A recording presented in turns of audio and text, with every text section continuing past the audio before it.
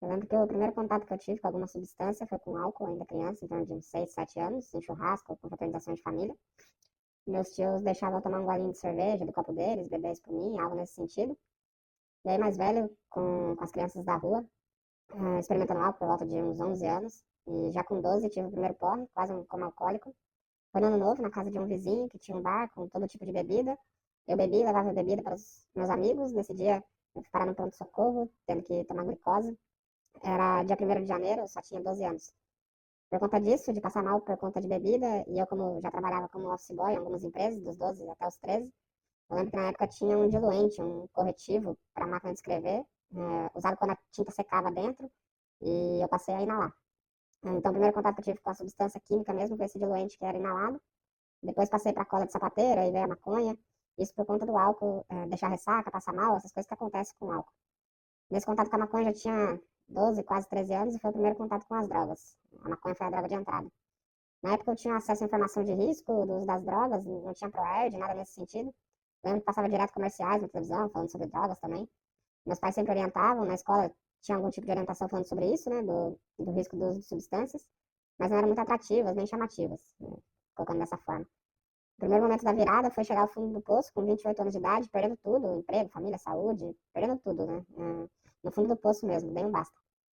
Chegou a hora que eu não aguentava mais, quase vamos dizer assim, uma situação de não ter mais esperança nenhuma, não ter pra onde ir, nem pra onde olhar, chegar no fundo do poço mesmo.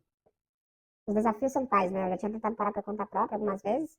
Isso deixava uma janela de tempo, eu ficava bem sem usar substâncias. Eu tentava mudar, ter outro tipo de vida, mas era bem dificultoso, vamos dizer assim. E a droga, a dependência química era uma fuga da realidade, na verdade. Enfrentar essa realidade é uma coisa muito difícil.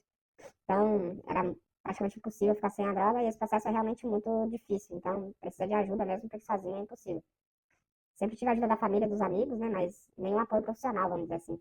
Sempre tive o incentivo da família, dos amigos. O único apoio que eu tive mesmo foi o da igreja, foi fundamental.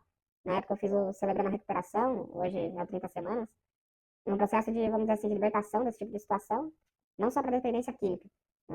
Se não tivesse esse passo a passo, esse caminho, esse processo para seguir, seria muito difícil ter algum tipo de resultado. E a maioria das coisas que tinha como opção na época, entre outras, a internação, é uma coisa mais paliativa, uma forma de desintoxicação, e não um processo de cura mesmo, sabe? É mais uma coisa paliativa, de desintoxicação, mas quando eu voltava vinham os problemas e normalmente as recaídas.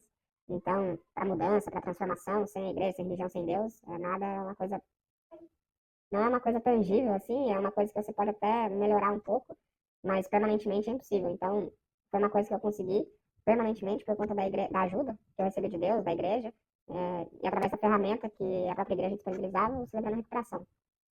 No meu caso, não teve processo de internação, não tive nenhum tipo de um processo parecido.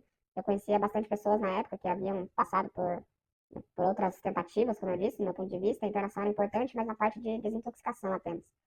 Na parte de ressocialização, ela não tinha muita eficácia. Então, como eu não precisava me desintoxicar, não tinha uma necessidade de uma internação.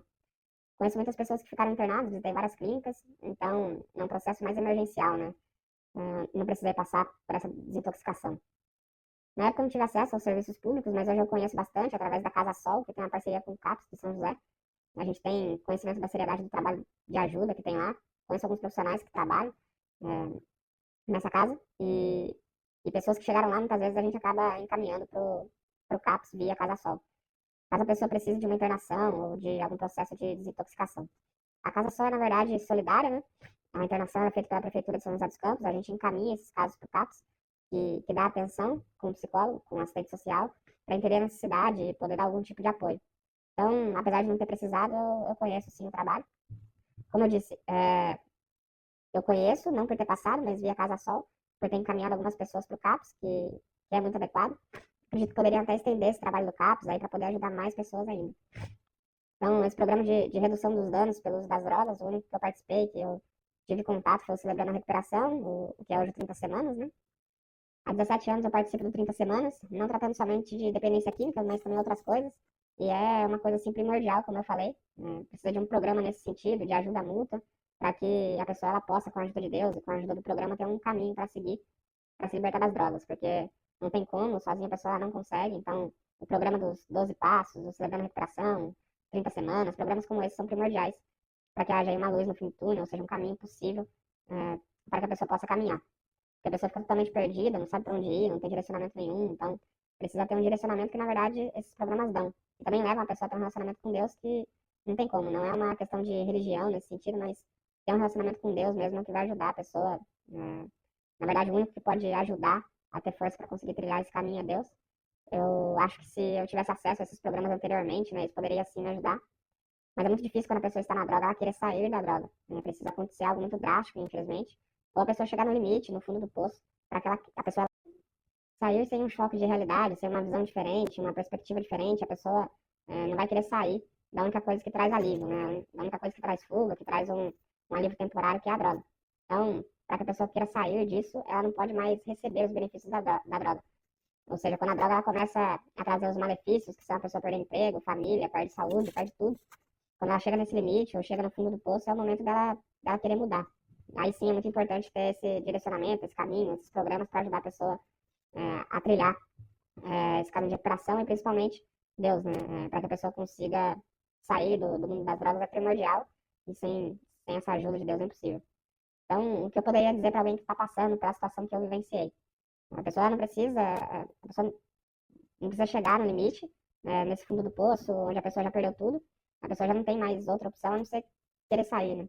Então, não precisa chegar nesse limite drástico que muitas vezes as pessoas chegam para tomar a decisão de mudar. Então, o ideal é sempre pedir ajuda antes. Hoje a gente tem muita ajuda que na época não existia.